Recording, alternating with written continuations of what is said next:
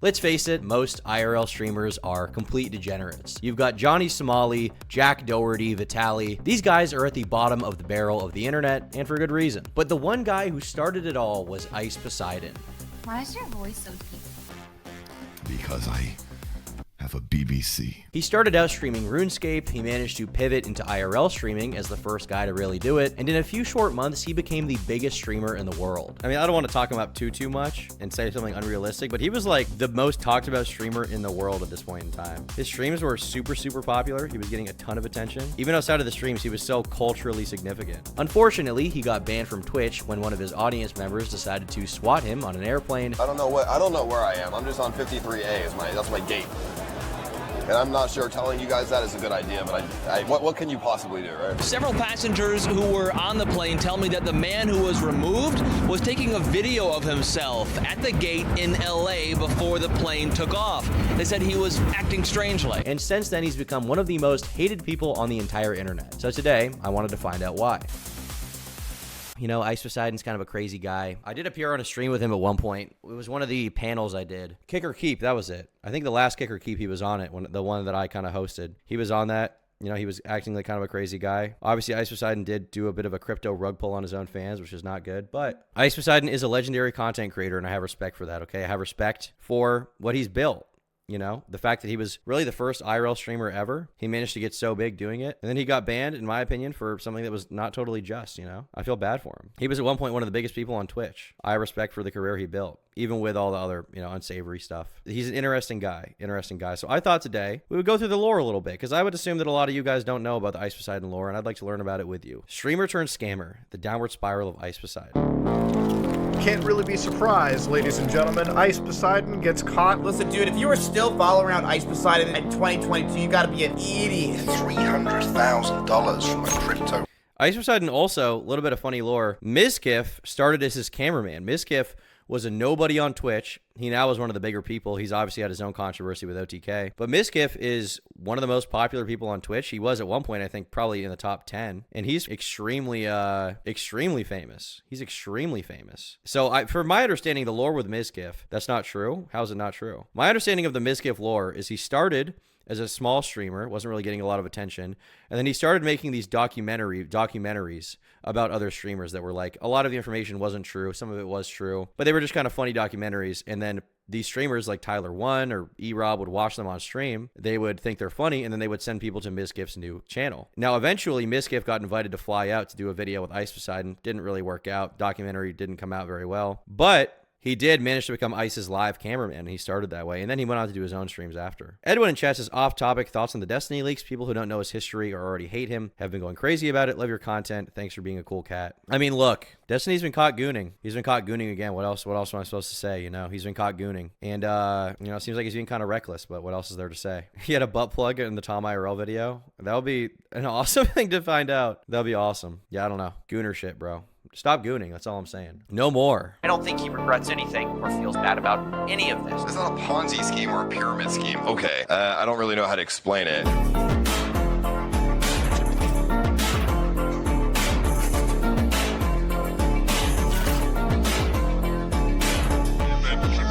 it, because I can say that the community is super strong, and then I can sell it in 10 seconds and make $10 million.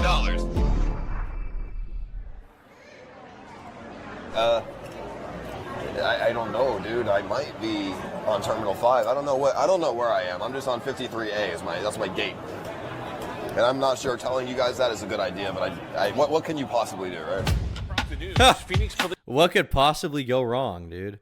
What could possibly go wrong? What's the worst that could happen? Police searching an American Airlines plane at Sky Harbor. Police say an anonymous threat was called in. That threat wound up being not credible. Only ABC 15's John Erickson in the terminal with those relieved passengers denied. Paul Denio. Passengers on that American Airlines flight from Los Angeles say that after they landed here, I remember when this happened, a lot of people said that it was like, you had two sides of it. Some people were like, Ice Poseidon is not responsible at all. He did nothing wrong. And then you had people who were like, actually, Ice Poseidon, he encouraged this behavior from his chat. He encouraged this to happen. It's all his fault. He had a toxic community that he encouraged. And it's not as black as white as either of those. Ultimately, did he encourage and benefit from his community being very crazy? Yes. I mean, at one point, even when he was streaming, there was a point when he would literally do whatever his chat said. Anyone in the Reddit, I believe, he said, there's this one really infamous clip where he was like, whatever you say in the Reddit, I'm going to do it. And obviously, that can lead to a lot of crazy things, a lot of unsavory public interactions, you know? But at the same time, him leaking the gate he was at was very irresponsible. That was very dumb. But I don't think he could have expected that a swatting would happen at an airport and someone would call in a bomb threat. I don't think he could have expected that. So I think to blame him specifically for that is dumb. Did he encourage toxicity from his community? Yeah, obviously. It's not like he knew this would go down. It's not like he could have foreseen this happening in the way it did, you know? And at the time, all of Twitch was rewarding him for this. All of Twitch was supportive of him doing this kind of content. They loved it. And not only that, it wasn't even just the viewers, okay?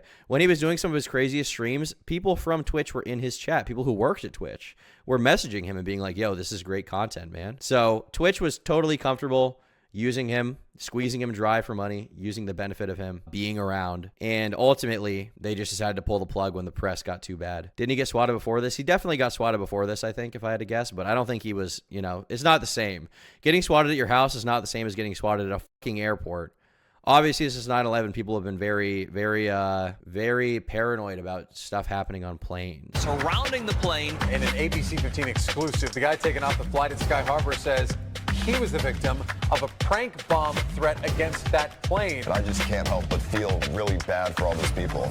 Paul Danino, otherwise known to his chat as Ice Poseidon, spent years garnering a reputation of being swatted by his own fan base. Day after day, publicizing every avenue of his personal life, cultivating a community of bad actors whose behavior at times bordered on criminal. To his credit, letting his viewers call the shots not only proved itself wildly entertaining, but wound up being especially profitable too. At the end of the day, it's only content, right? Well, I want to know how we got from here to Paul scamming his fans out of $500,000. Something we've all done. Join me as we analyze the chaotic but inevitable downfall of a streaming icon. This is the story of Ice Poseidon.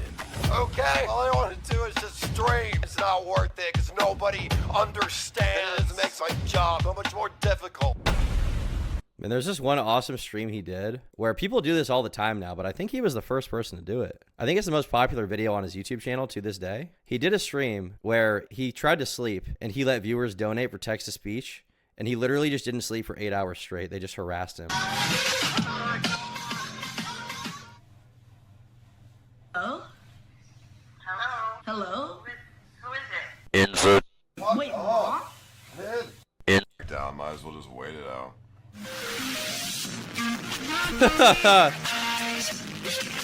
And at the end of the stream, he's so messed up, man. He clearly didn't even get a wink. An employee knocks on his door and tells him he needs to check in for another night or leave. He's just being tortured by his chat, but he made $5 grand off it, so at the time it was kind of worth it, you know? And the thing is, Ice Poseidon also, the reason he did the scam, I'm not justifying it at all, but the reason he did it is because he went broke. Because he didn't make nearly as much money as you would think. Back then, streamers were not making as much money as you would think they were. Like, I think at his peak on Twitch, I want to say, I could be wrong here, but I remember some interview he did where I think he said he was making like 20 grand a month, maybe 30 grand a month on a good month. And that is a lot of money, and that's really good. But the money streamers make now, even on the low end, is nuts. It's nuts. Like, Mizkif is barely in his prime, but I think a year ago, he got his revenue leaked, and he was making from ads and donos alone, it was like 80 grand a month, and that's not even including sponsorships. Like, they make way more money now. I hate Jay Aubrey, BreadTuber Light. Jay Aubrey's totally fine. What do you mean? Thanks for the dono. But Jay Aubrey's good. He makes good videos. There might be stuff I disagree with here and there, but I feel like his videos are pretty good. They're well researched, they're entertaining, they're just good in general. I like his videos. Today, a once massive streamer was exposed for stealing $500,000 from his fans. I'll be honest, in my opinion, Ice Poseidon is not a good person. So, what kind of kid were you, or what did you do before this whole streaming thing? What led up to this? Paul Danino was born in Palm Beach, Florida on September 29th, 1994. His father, a plasma technician, and his mother, a mental health administrator, who went on to describe her son in 2018 as a shy kid who acted out to make friends, which may have only isolated him even further. Growing up in the gated community of Martin County, Paul was a self-described weird motherfucker growing up. After finishing off high school and getting a 2 years associate's degree, Paul went on to work as both a kitchen manager and a line cook for Man, it must be so weird. I haven't talked to my parents about it too much, but I mean, for Ice Poseidon, his mom was a mental health counselor. His dad was a plasma technician at a hospital. Obviously, these are, you know, relatively good accolades to have as an adult, right? Working in the professional world. My parents are both, you know, pretty, I don't know if acclaimed is the right word, but they do pretty well for themselves, you know, and they're professional, normal people. It must be so weird for them to like see their kid making comparable money to them when like, I'm a shithead. I'm a straight up dumbass and I just do YouTube. Like, it must be crazy. And for his parents, imagine how they feel seeing what their kid does for a living. I sent you a bunch of info on the delete laws on Instagram. I'll take a look at that later. You're going to cover the Tectone stuff? Well, I'm making a video about that. I'm not going to cover that live, but I will cover it in a video on the Tom Dark channel. several years. Streaming is definitely not worse than being a line cook, but it's definitely more stressful.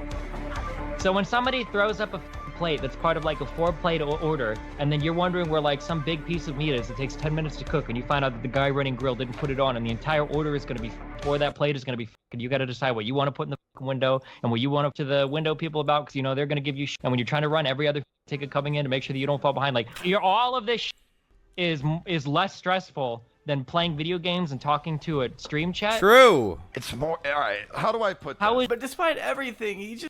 It's so out of touch, too. This is like the fucking... Remember the Hassan take?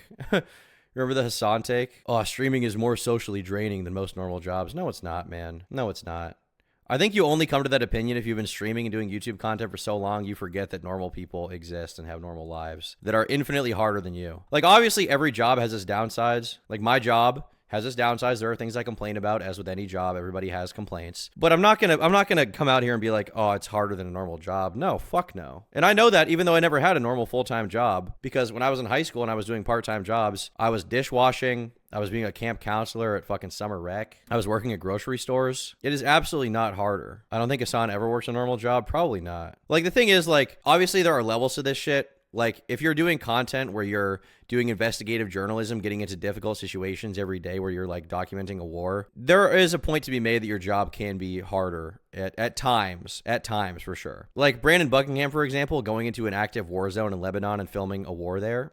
My friend, so I am kind of biased, but that is obviously kind of a hard job, right? But even so, there are still so many benefits you get that make it, you know, ultimately over the long term, a lot easier than a normal job, right? Like, a lot of your time as a YouTuber is spent, generally speaking, video editing in a room. You make a lot more money than people in normal jobs, and even if you don't, if you make the same amount of money, at least you're not fucking outside doing manual labor all day. It's a lot more rewarding. Well, being a YouTuber, I think a lot of the time is a lot more rewarding, but also a lot of people who do YouTube, like, they're miserable. You'd be surprised how many YouTubers and streamers are seemingly miserable. They hate their fucking job, which is crazy to get to that point. I feel like if I got to the point where I just hated everything I was doing online, I would completely change my content or just go get a normal job. Because part of the whole appeal is that you get to decide your own schedule and you get to decide the kind of content you want to make and you get to like connect with an audience and talk about what interests you. If I couldn't do that, I don't know how I'd feel about that, bro. Do most YouTubers edit their own videos? I mean, it depends. Most, probably not. The ones that are successful, most of the time, probably don't at some point because you'd rather outsource that and spend more time making the actual content that involves your face and involves your voice that you have to spend time on. So if you can outsource the editing to someone else and save your time, but it's still comparable to your editing, then obviously you're going to do that, right? Just wasn't happy. Really boring. Just,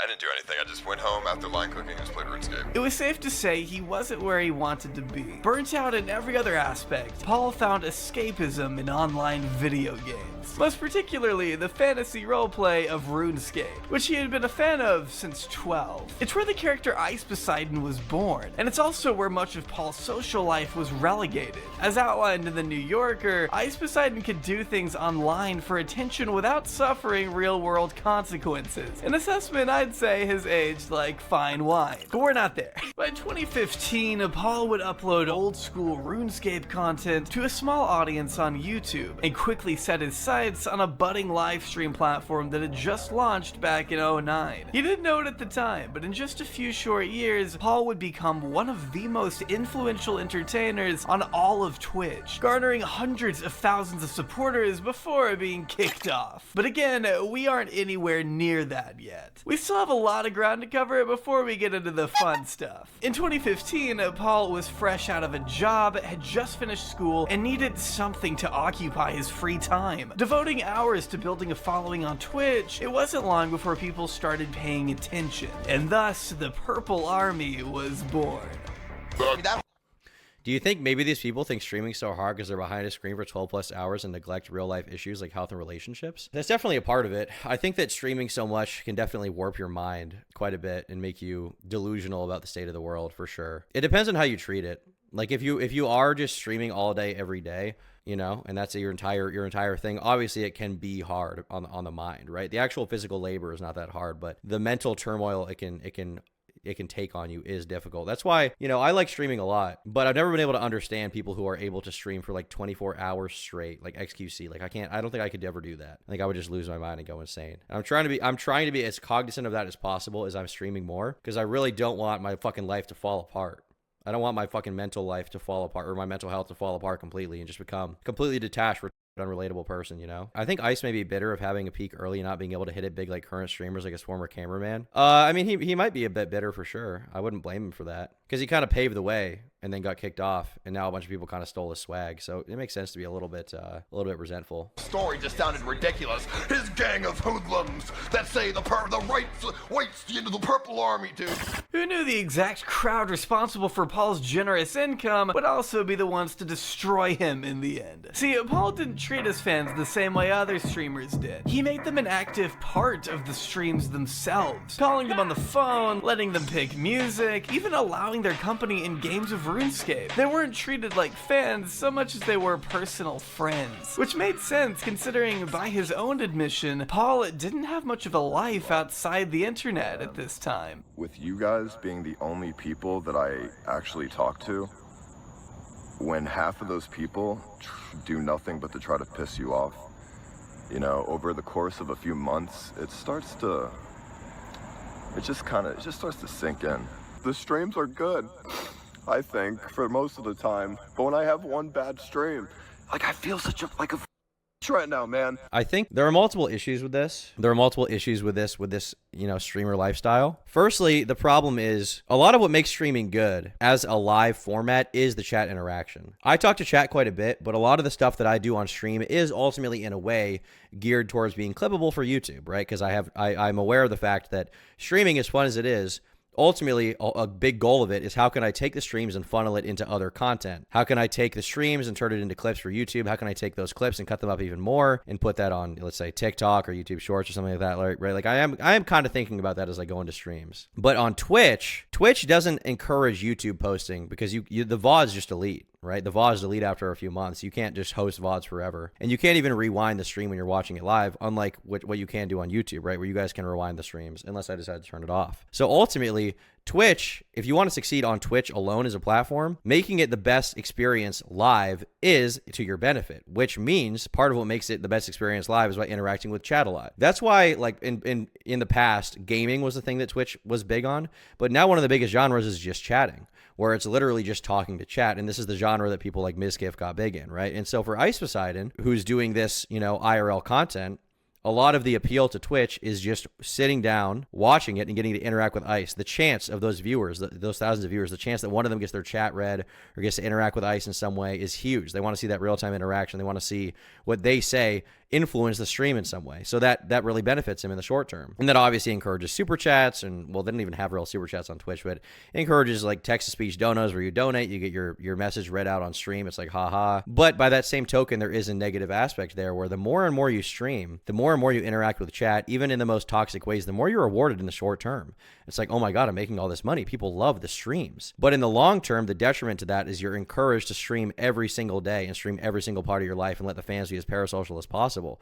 You're encouraged to let them see every single aspect of your life. You're sleeping on stream. You're going on dates on stream. All your friendships are on stream. And so as a result, in the short term, you're being given a ton of money, but in the long term, it's destroying your mental health and your social life, which is what you see Ice dealing with there. He says, I have no friends. I don't even see my parents. All I fucking do is stream. My entire social life is parasocial, and that's not healthy for you long term. You're going to go crazy. You're going to go fucking nuts, and that is what was happening to Ice Poseidon here. Danny Mullen kicked Brandon, and now he's toppling him. Yeah, Brandon won in the end, dude. Shout out to Brandon, all right? He just makes better content is the real thing. Clear how much these streams meant to him. Streaming was more than just a pastime. I mean, at this point, it was more than just a job. It was his entire life. And living a life strictly online certainly came with downsides. When you just don't talk to anybody for so long, it just gets to you. And I know I should, like, not sleep for so long and I could go out and do shit. I just don't know how to go out and meet people, man, without having, like I don't, like, usually you meet people at, like, a job or, like, school or something. But I don't know how to, there's no way for me to do that. Danny's content fell off hard. Used to be a big fan. Yeah, because I made a video about it on the Turkey Tom channel. His content's just not what it used to be. It seems like his heart isn't really in it anymore. And he's fucked over enough people that it's caused problems for him. Shaz Kaz says even the creator becomes parasocial with chat. Yeah, which is not, you know, to an extent, you can kind of like mediate that parasocial relationship and use it to your benefit, but it can also really negatively affect your life. It can get really, really dark. It's not healthy in the first place. Streaming in general, being live, is not a normal thing. We as humans, biologically, we're not made to do that. Maybe in 5,000 years, we'll all have been streaming every single day of our lives to our own family members, and it'll be more normal, but it's just not a normal thing. And so when you mix that with every single part of your life, every single aspect of your life being publicized, that can be extremely bad, extremely tough to deal with. It will fuck your brain up. When everybody's speculating about your relationships and your friendships and shitting on you, and you know, every single moment you're streaming is publicized. Like there is a phenomenon that happens to streamers where everybody acts retarded sometimes. Everybody does a dumb thing sometimes, says something dumb, gives a bad take, but it's not live streamed. So you just work those problems out interpersonally with people in your personal life.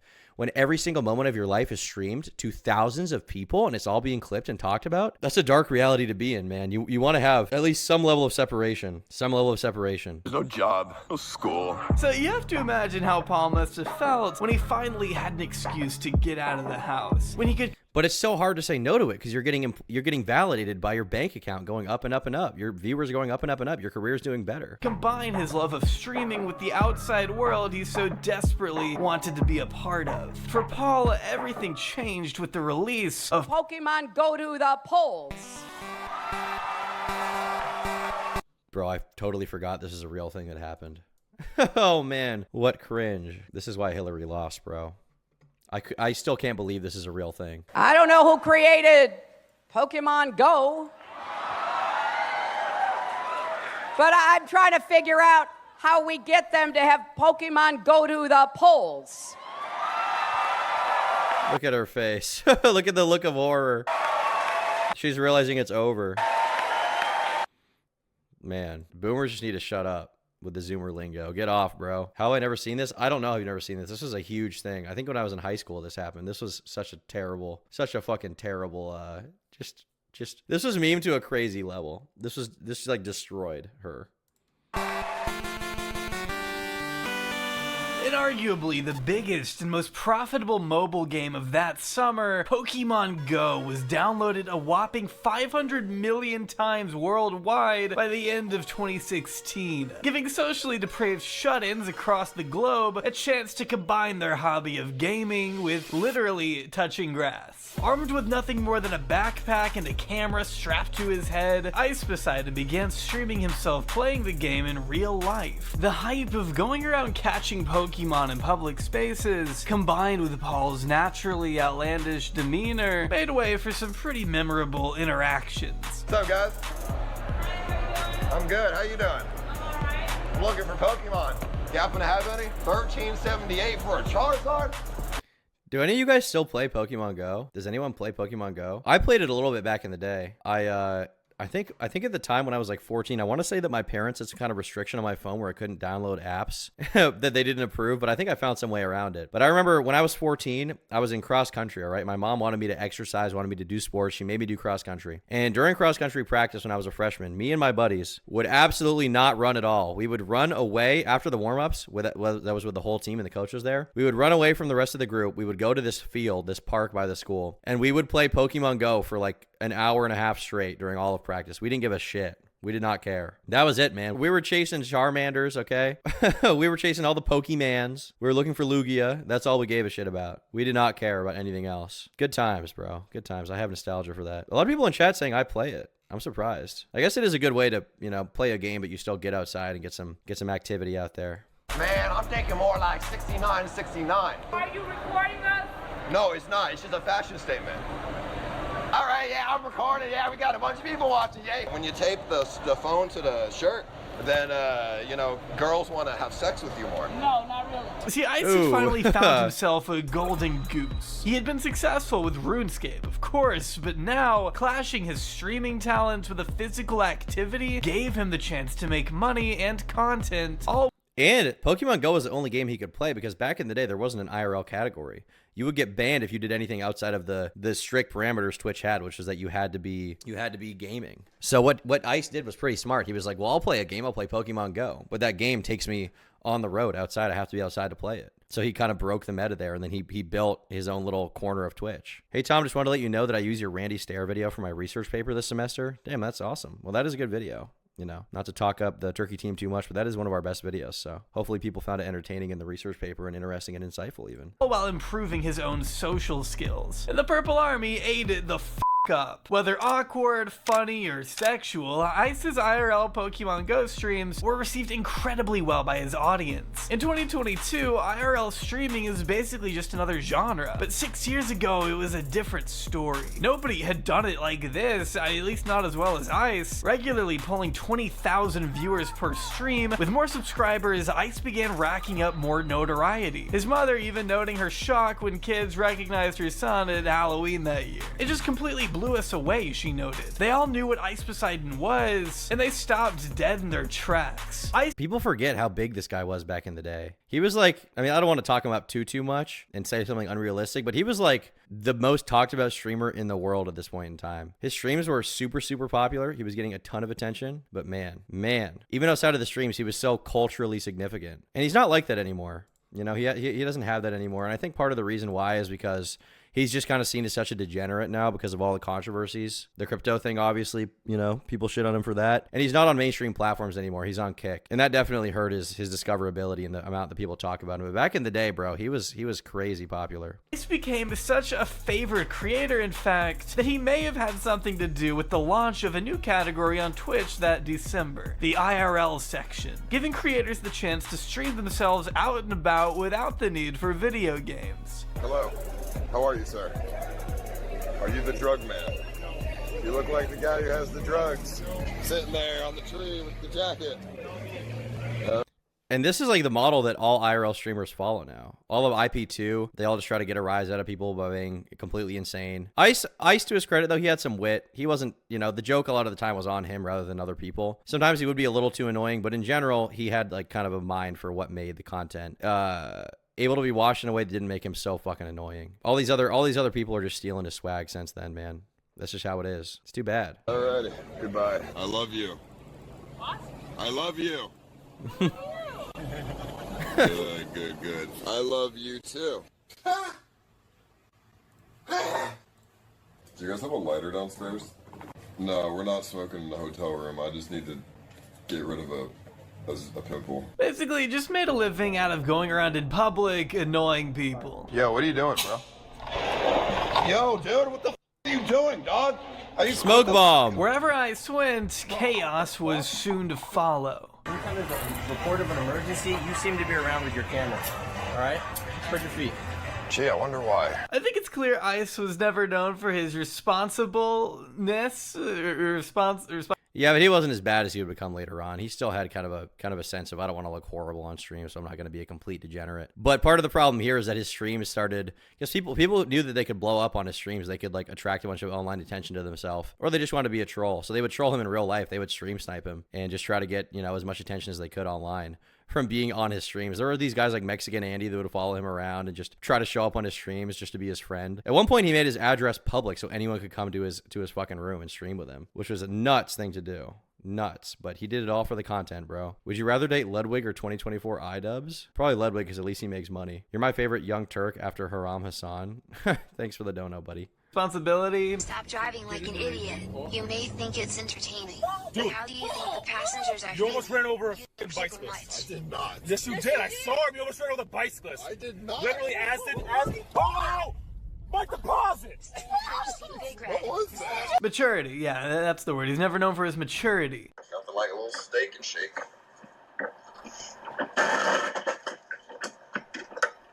What is this clip? I don't even want to know what I just did. But that's just who he was. Tactless, careful. I couldn't even tell what's going on there. What is going on in that clip? Maturity. Nothing like a little steak and shake.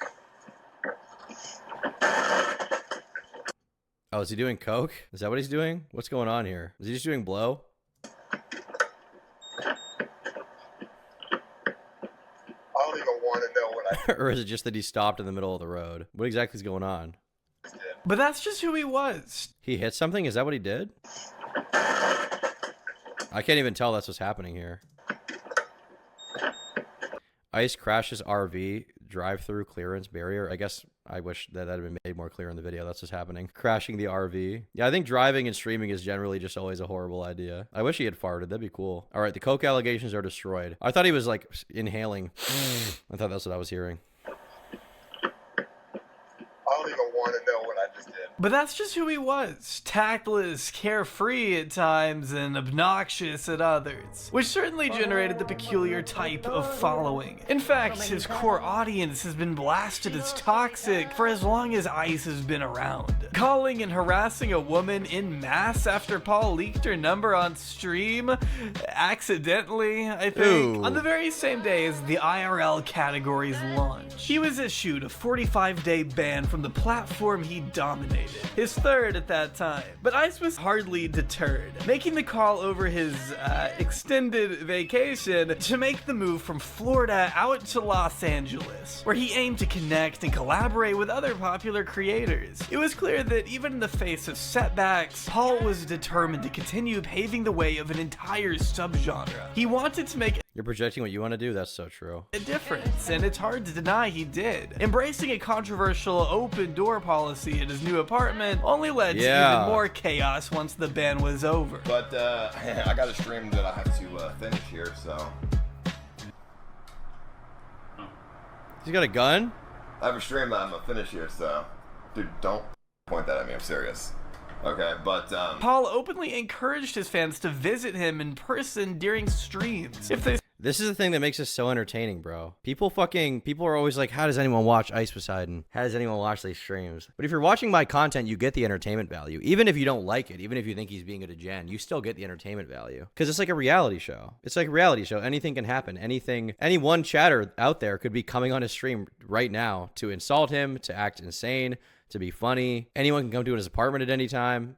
It's awesome. It makes for awesome content. They so happen to be in the area. Why not drop by and make some content? As dangerous a prospect as that may sound, this just proved Ice's total commitment to not only developing a personal connection with his fans, but his quest to make the most wild, provocative streams imaginable. A few bands weren't about to make him change the way he did anything. He wanted absolute transparency at all costs, a strength in the eyes of his community, but a major lapse in his judgment as time went on to show, putting himself in a vulnerable position he wouldn't seriously regret, at least until 2017. That would be my biggest nightmare, strangers entering as they please. I mean, it definitely makes you paranoid. It definitely made his mental health worse, but at the same time, you know, it's hard for him to say no at that point in time to it and to not want it to happen, because he does it and then he makes more money and the streams get more entertaining. It makes for awesome content, you know. Even if it destroys your fucking life, people rationalize it in their mind because they're like, well,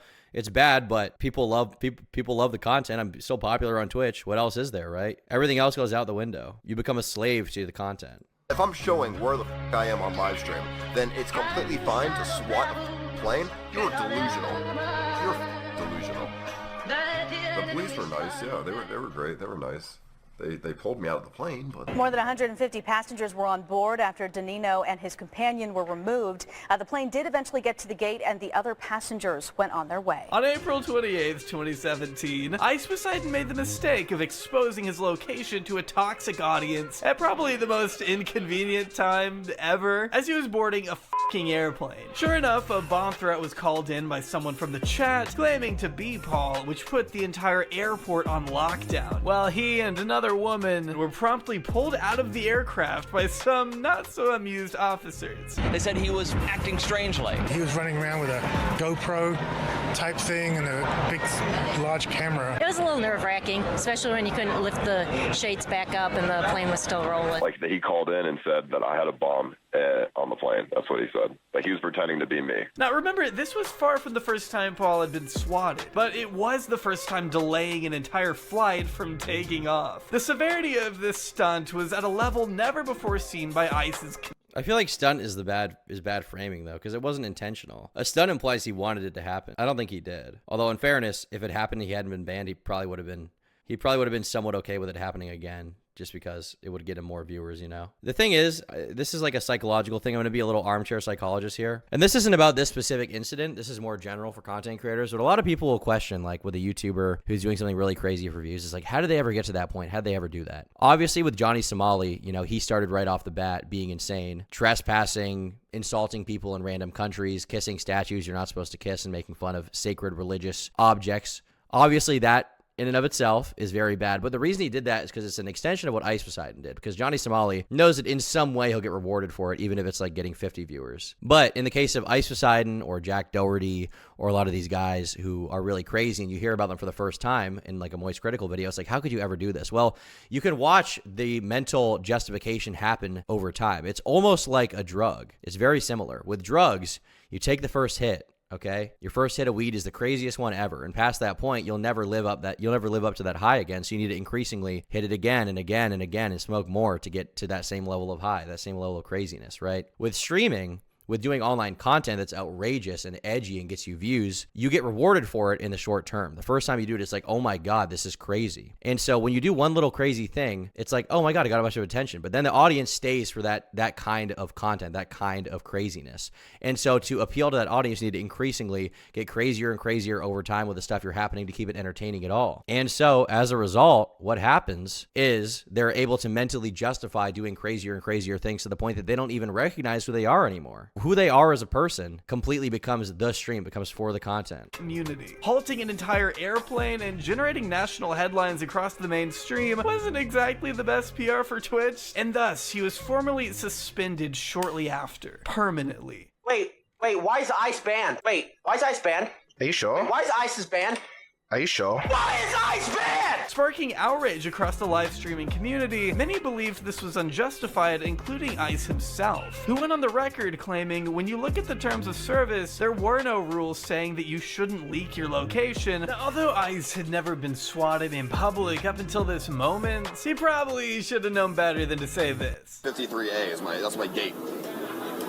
Yeah, he should have known better for sure. He definitely should have known better. That was really stupid of me, to be fair. What with Ice's community having a history of pushing him to his limits, it was only a matter of time before they took it too far. Moving forward, you think this might be a wake-up call for Paul to police his chat a little better, or be more diligent as to not release his location, and if people do find out where he is, maybe don't platform or give any attention to those who want to cause chaos. Unfortunately though, our man didn't seem to learn much after the— It seems to me like Twitch, they were okay with all of his behavior because it was getting them a bunch of views and money.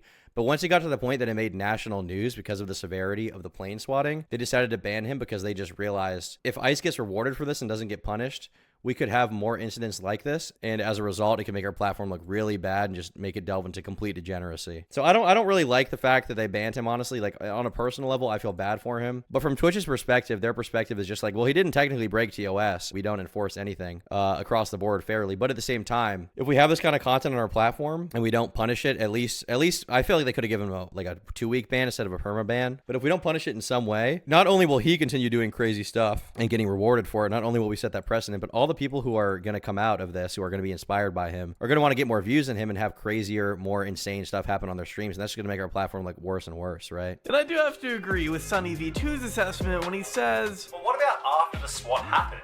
Does he just ignore it? No, he does the exact opposite. He puts the swatters on a pedestal. Ice Poseidon gets swatted, 445,000 views. 5 videos later, swatted on a plane, my perspective, 357,000 views. pages. But over the long run, do you think that posting videos about being swatted that you know have the potential to go semi-viral is going to encourage the swatters or deter them? It's going to encourage them. Whether out of ignorance or otherwise, Paul made sure to put a spotlight on those who swatted. I would say it's otherwise. I would say it's definitely otherwise. Okay. I mean, come on. Like, he knew that he would get, you know, popularity and everybody would be talking about it. This is the most talked about he ever was when he got banned from Twitch. It was an insane amount of conversation. I remember every commentary channel was reporting on the fact Ice Poseidon got banned. People who didn't even care about him were talking about it and giving their takes because it was such huge news. When you give these things so much attention, even in a negative way, it sends a message to keep doing it. Probably why he was swatted every day for a month at the peak of his antics. Viewers calling into local businesses with baseless accusations that he was carrying a bomb or had children locked in his basement became a reality that Ice had to live with. Needing to notify the police of this kind of thing every time he moved, which was often. An existence I can't imagine was anything short. He was literally swatted every single day for a while. Literally every single day he was getting swatted. There's a great there's an Ice Poseidon interview that some like mainstream media outlet actually did it with him. I don't know if I can find it, but he talks about the paranoia he felt from the swattings. It's Dexerto. Of course, it's Dexerto. I didn't even know they made videos. Let me see if I control F for swatting. Would somebody call and say you have a bomb? I don't know. You know, I asked my Twitch representative, I said, hey, am I gonna get banned? Because the swatting didn't happen on stream. Nobody knew I got swatted until it came out on the fucking news. He's like, well, it didn't happen on stream, so, no. It's actually banned. He better not be permanently banned. So he did get perma-banned. And at some point, I know there's a point in time when he's talking about how he's getting swatted every single day. Yeah, here we go. Somebody, a viewer, would call the police to your house or wherever you are to have police pull guns on you and you know, maybe shoot you. I've got a shotgun. He just cocked a shotgun. How would a fan get your personal information to be able to even do that? I told them where I lived. How many times were you swatted? How often would this happen? I think I got swatted every single day for a year, multiple times a day. My apartment has been swatted 4 times today. One time SWAT team came to my house 3 times in like 4 hours. And I told the cops, they showed up the second, third time, it's the same cops over and over. I'm like, why do you guys keep coming, busting my door down? You know this is bullshit. And they said, we have to do it. It's protocol. This guy is coming through with weapons. There was some people saying, just imagine the mental turmoil that happens to you when every single day you're being swatted. Every single day. I would go insane. I would lose my mind. Hey, Tom, I can tell you have an injury on your foot from the way you walk. Take your socks off and wiggle your toes in front of the camera so I can diagnose you further. I'll get right on that, bro. I'll get right on that. Exhausting. you have no idea how stressed I am, dude. I've these security guards and shit, they're telling me like, oh yeah, you're going to jail. You're going to jail if you're doing this to yourself. Because they called the phone, they called the number of whoever called the casino, and my phone rang, okay? Whoever did it spoofed my number, and it showed up as my number who called. So I have some I have so many. He gave out his address, boo-hoo. I mean, he definitely, you know, I still feel bad for the fact that it was happening to him, but yeah, like, obviously, it's the same thing as Fallen Chungus. Like, you're responding to it, you're encouraging it. Like, I still feel bad for the mental turmoil he faced, but I also don't like the fact that people were directly swatting him, going out of their way to do it. Those people should be arrested. There's problems and issues, dude. And I just can't, I don't know, dude.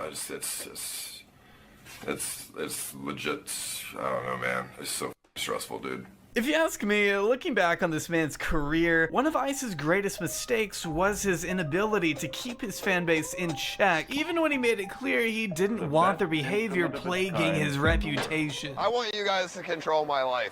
I mean, this is one of the biggest mistakes I've ever made in live streaming. His chat had a stranglehold on his life for years. Nearly every aspect of Paul's existence put under scrutiny by his fans, including his own relationship. But it was so hard for him to say no to it because he's just making money. Like, it's so like, okay, he should be criticized for this. He realizes it's a mistake, obviously, and it did lead to a lot of bad shit happening. But the other side of the coin is, like, imagine you go from being some fucking nobody kid to making like 20, 30, 40 grand a month off of live streaming, and you're only rewarded for this behavior. Swatting really was never a thing before. Sure, Ice initially fed into it because he couldn't really expect the shit to blow up in his face. Yeah, for sure. But I will say at a certain point, it does get kind of old. It's like, all right, you should just move and not leak your address, and this will go away as a problem. like, bro, like, I just like the girl, and that's pretty much it, dude. And I know, and I was just afraid of telling everyone because I know about the storm that happened. You know what I mean? Everything was just getting better. Everything was doing just fine. And then it was like, I got back in touch with her and I was just like, I can't tell anyone because it's going to be a storm all over again. I was scared. Hated to death by the Purple Army, Ice's girlfriend Caroline was criticized for just about everything under the sun, smeared as a leech, clout chaser, gold digger, even cruelly dubbed alien for her plastic surgery. Oh my Viewers thought god. she was Wait, that is funny. What? even cruelly dubbed alien. I mean, I see it. I do see it. That's brutal. That's brutal. For her plastic surgery. Viewers thought she was taking Ice away from his content, using his influence to further her own career as a streamer. In the end, despite any feelings Paul may have had, things fell apart for the couple. Paul being quoted with, "It just got too much, dude. It was just easier for me to break up with her than to deal with it." Here's the thing, dude.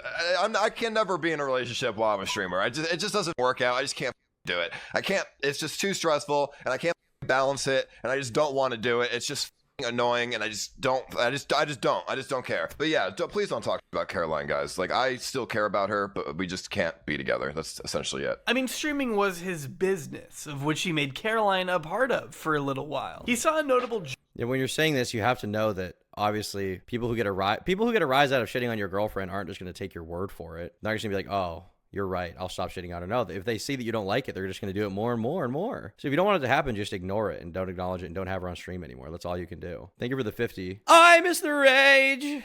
I do miss it. I do miss the rage. Jump in earnings just a week after the couple broke up. Although he said the community didn't cause the breakup, I can't imagine it made their lives any easier, as it's hard to ignore the consequences of Paul's chat constantly memeing and making fun of his girlfriend in really just cruel ways. In the aforementioned New Yorker article, Paul can be heard saying, "You have to be inconsiderate and a little bit of a sociopath to stream. I have to turn on the stream tomorrow and not give a about any of this, but I actually do give a and I'm actually annoyed and hurt and awkward by all of this." A telling window into his I don't know if you have to be a sociopath, but it can definitely make you one. To not be able to acknowledge your actual emotions when they're happening and constantly be live so you can never actually acknowledge them, that definitely is that's pretty brutal, man. That's pretty brutal. But you do have to be, I mean, slightly sociopathic online because you don't want to show your hand, you know, you don't want to show how affected you are by certain things. Because at the end of the day, every normal person, they get insulted online by a mean comment. They might feel bad about it the first time it happens, but you have to develop a thick skin for that kind of stuff. What about Burger Andy? Hopefully he gets mentioned in this video. I did a whole video about Burger Andy on this channel, but Burger Andy is hilarious. Approach to content creation. When I sent her that text message that we broke up in January, I cried for like 3 days, dude. I was so sad because Why can't you? Well, I think it's kind of obvious. Because if you show your emotions, people make fun of you. People bully you for it. They find out that you are emotional about that subject, and they then decide to rib on you for it and bring it up more, which only makes you feel worse. That's why. I did not want to break up with her, but she really, like, you know what I mean? It was just detrimental to my streams. Ice's career required putting his privacy in jeopardy, living a life in front of a Twitch chat in exchange for money and fame. Caroline may have been off stream, but that didn't stop fans from speculating whether or not she was actually out of Paul's life for real. And come to find out, she wasn't, which would only become apparent halfway through one of the biggest streaming ventures Ice would ever embark upon, a 14-person road trip across the East Coast. The RV. This is a 14-day trip so far, so we'll see how this. Bro, there's this clip of anything for views. I think a lot of people don't notice or don't know just how many people were involved in Ice Poseidon stuff. Anything for views on Ice Poseidon's stream. There was this crazy moment that happened where they were like, I don't know if it was his RV or someone else's, but they were there and there was like some orgy going on inside of the RV and they were just filming outside of it, describing what was happening through the window. It was nuts. What's up with the drama, Tom? We're going over Ice Poseidon. Fuck, I'll probably never be able to find this moment. This was a crazy moment though. I think it was like a swinger RV. Fuck, I'll probably never be able to find it. If anyone in chat knows what I'm talking about, tell me the name of the clip, because that is one of the most awesome clips from these entire streams. He's literally, anything reviews is just sitting and he's like describing what the fuck is going on inside the D-Gen swinger RV. We got 14 people, 14 days. Yeah, some girl was sucking a dude's dick in the RV. They were just like, damn, that's crazy. Let's talk about it. Being booted it off Twitch wasn't about to get in the way of Ice making as much money as possible while doing the absolute most scuffed streams imaginable, moving his show to YouTube where he would broadcast him and his closest friends traveling up the East. I don't know if I even want to watch it. Well, to be clear, you don't actually see anything because it was streamed publicly, so you don't actually see anything bad happen. They're just like talking about it happening. It's funny, I promise. It's funny. Coast from California all the way to Washington in an RV with a cast of kooky characters, including anything for views. There he is. Quan, scuffed Steve Jobs, and or as one commentator put it, a collection of the worst people from all around the world stuffed into a small confined area for an extended period of time. And of course, thousands were there for it. I'm not here to get into every small bit of drama that unfolded throughout these streams because God knows we'd be here. A guy brought his girlfriend for Ice to bang? I didn't know that. I'm not a lore historian. Is that true? Did he do it? Is that real? All day, and I'd probably get age restricted for showing some of the footage. But if you want a taste, Ice can be seen at the end of the episode about to hook up with some swingers from Tinder. The cameraman is forced to the front of the RV to make awkward conversation with her husband before he finally goes to the back to watch Ice and his wife do whatever they're gonna do. Then Sam Pepper goes outside, drags a dumpster to the side of the RV so he can climb on top to look inside Ice's room and describe what's happening to the camera. All of which going down within 10 minutes of the second stream. What the is happening? It wasn't until a few weeks in that the real drama began between Ice and his fans. He actually banged the girl that they brought. If that is true, that is, I mean, I think that's kind of foul, but obviously it made for good content at the time. Oh, this is it. This is literally it. This is literally the moment I was talking about. Themselves. When it was revealed through a girl named K-Bubbles that Caroline and Ice had never actually broken up and had actually been in an open relationship for months. This sparked yet another saga of fighting between Ice, Caroline, and K-Bubbles. Open relationship. Probably not a good idea. That all culminated with him revealing he had relations with both girls at the same time, and that it wasn't a big deal. This is what's going on. I'm fucking Caroline.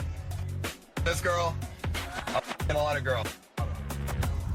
That's pretty much it. I mean, it's not really that big of a deal. On principle, Paul shouldn't owe his fans anything. As much as there should be a degree of separation, Ice never allowed one, and as a result, felt the consequence of his private matters unfold in a public setting. What I mean is that finding out that Caroline and Ice hadn't broken up led to more distrust between him and his.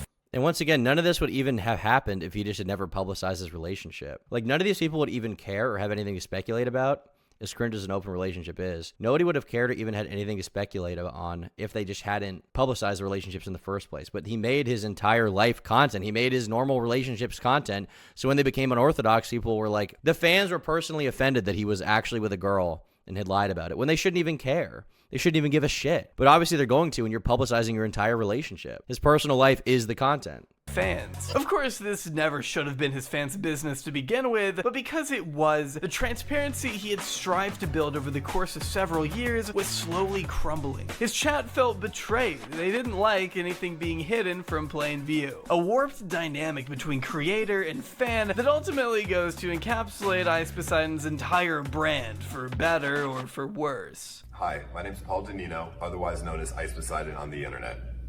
I'm making this video as my apology to Twitch in the hopes that somebody will listen. After a couple of years of avoiding headlines, Ice Poseidon quietly fell back into a slower streaming schedule. After reflecting on the long-standing toxicity of his community, Ice showed a desire to change his content for the better. Uploading tamer videos and streams to YouTube, he even published an open letter to Twitch asking for a second chance on the platform. He believed that after years of streaming on Mixer and refining his community, his content and demeanor had changed enough that he should be let back onto the platform. He actually tried to reform his image for a little while. He almost had, like, remember when Logan Paul wasn't being as crazy for a few years? He did the apology for the Suicide Forest incident. It was being like a kind of a nice guy for a little bit. Ice Poseidon was on that same arc. He was trying to reform his content. Eventually, he did the crypto thing and completely gave up on that. But for a bit, there was an arc where I think he actually quit streaming and largely for 2 years. Pretty sure he entirely quit it. But eventually he gave into the beast. He gave into the demons in his head, telling him, just do the most degenerate IRL streams you can possibly do. Just do it, man. Tom looks like a wrinkly walnut. Thanks, man. I appreciate that. Platform he had started on. 3 years ago, I was banned on Twitch for enabling a very toxic community. And a toxic community that has affected the industry, myself, my friends, and other creators as a whole. My mindset now is completely different to what it was 3 years ago. And I found out after reforming my community and changing the actions that I do, I have found happiness again in streaming. Happiness that I haven't had in over 2 years. I've learned a lot in the past couple of years, and I've been a streamer for almost 5 years now. And I'm please asking Twitch to just give me a second chance. Credit where credit is due. His voice is kind of sexy. I don't even know how his voice is that deep. You would think that he's like on some kind of drug to make his voice that deep. It doesn't even make sense. It doesn't sound like a real... It sounds like someone voice acting a guy with a deep voice. But that's just how he sounds at all times. He's not even putting it on. Watching Ice is like watching a train wreck. Yeah, but that's what... I mean, that is what made him so popular in the first place. And also what destroyed him. Well, compelling to some, Twitch never responded. But still, it was nice to see this new side of him. At the time, it seemed as if he had finally matured after all these years. But little did anyone know is that everything would change at precisely 11 a.m. on January 30th, 2022. The famous live streamer Ice Poseidon just scammed his followers for up to $500,000, and I'm gonna prove it. Earlier this year, YouTuber and crypto scam watchdog CoffeeZilla published a revealing video on Ice Poseidon and the questionable nature of his recent endeavors. Well, questionable nature might be a little too generous. You want to keep the money. He used to do roids. He was ripped before being Ice, like fucking ripped.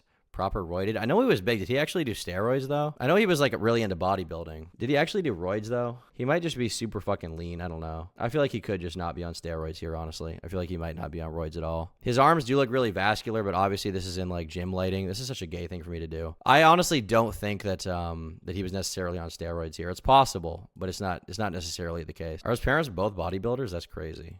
That's not yours, that you took from the project, even though you failed to deliver.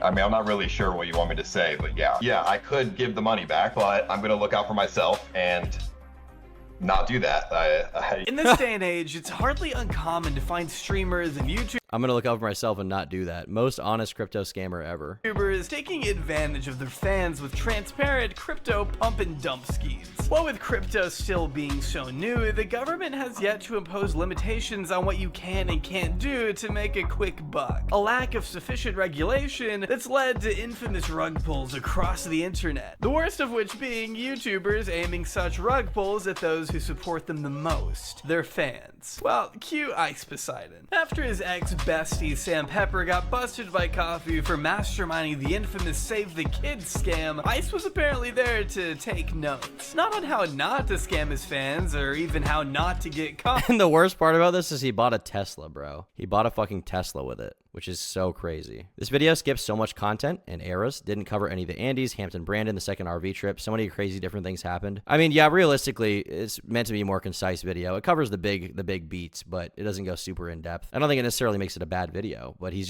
trying to do a more mainstream video, because at the end of the day, if the video was 3 hours long, a lot of people just don't care about all the little intricacies and lore and want to see an everyday look at everything Ice Poseidon's ever done. But instead of following Sam's blueprint almost to a T, and was hardly subtle about any of it. After going on the record promoting a long-term project he seemed to have a lot of faith in, CX Coin, named after his network of the same name, was of course revealed to be an absolute, utter, and complete scam. Don't take my word for it though, he basically states it better than I could. It looks like the coin got rugged. You know anything about that? I mean, yeah. I mean, not rugged, but I mean... Well, someone pulled all the liquidity out. That's a rug, right? That would be a rug, yes. But there is still liquidity in there. 40K got left and 300K got ripped out, or something like that? Yeah, I mean, that is exactly what happened. Right. Are you laughing? I mean, is that funny? I mean, no. Before getting into the numbers though, let's hear this guy out, okay? He says he didn't actually market this thing to any of his casual fans, only people in the crypto sphere. Oh, it's such a fucking cope too. He did market it to casual fans. I forgot he did kind of do some copes and lying about it after the fact. The thing is, there's kind of a twofold situation here where, like, on one hand, Ice was trying to rehash he was trying to repair his image and be like a less controversial guy, but it didn't quite work. It didn't get him the viewership censorship he wanted, and he ultimately didn't get unbanned on Twitch. So eventually he just gave up, went back to the degen streams, and he did a rug pull. Now, for the majority of creators, like, doing a rug pull would, like, ruin their reputation. If I did it, it would ruin my reputation. If a lot of creators did it, it would completely ruin their rep with their audience, right? But for Ice, it didn't. And a lot of people are like, why? How could this happen? How does anyone still watch Ice Poseidon? Well, it's because his fans just don't care. His fans don't expect anything different from him. They expect Paul Danino to be a cringe, degenerate, annoying guy who ultimately does it all for money. And they like the fact that he brands himself that way at this point. When I was on stream with Ice at one point, I was like, you're a narcissistic sociopath, which is like kind of a cringe gay thing to say. But he agreed with me. He was like, yeah, you're completely right. That's the way to be. I don't get hurt by other people, and people don't have expectations of me. And that is his genuine mentality. He doesn't really care to look like a good person at all.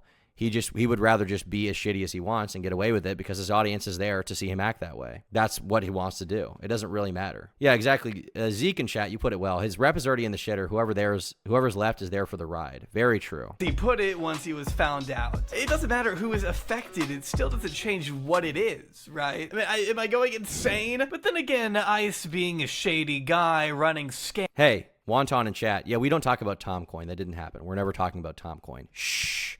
Shh. Hush, little baby, don't say a word. I'm gonna come to your house and hurt your family. Scams on the internet. That's a joke, YouTube.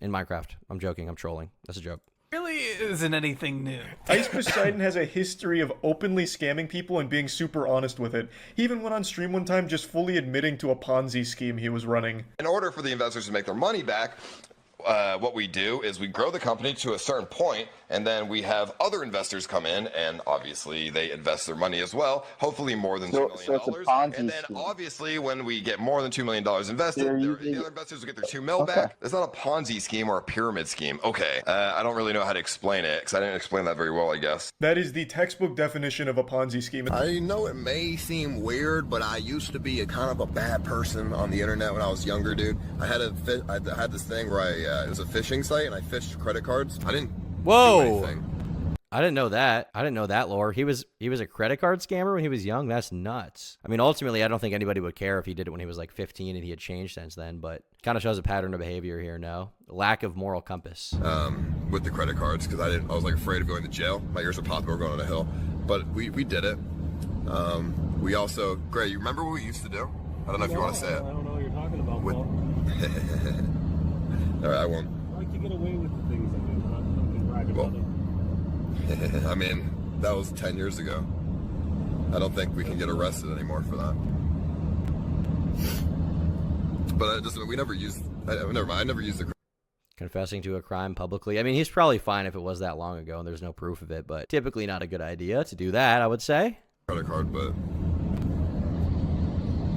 Yeah, I know how to get on the deep web, dude. In a subsequent final statement made after Coffee's initial video, Ice Poseidon proceeded to double down on his decision to pull a portion of his hefty investment, being $300,000, because it was, quote, the right thing to do. The right thing to do. I don't think the average person cares about crypto scams, at least to me. I don't think anyone who really gets got by something like this is stupid enough to the point of not deserving sympathy, a fool in his money. I mean, the thing is, you can say that, but the average person does actually care. Maybe the average Logan Paul viewer doesn't care about it because they're mostly kids. Maybe the average Ice Poseidon viewer doesn't care because they expect it, but people do care. That's why Coffeezilla's entire channel, one of the biggest commentary channels in the past few years, is so big off of exclusively covering crypto scams. So there are definitely people that care. A lot of people that don't are people who are just nihilistic about it or people who don't understand it. A fear of it being devalued, which of course doesn't make any sense as stated by Coffee. When I asked Ice Poseidon where he was going to put the money that he took out of the crypto markets, he told me he's going to put it in the crypto markets.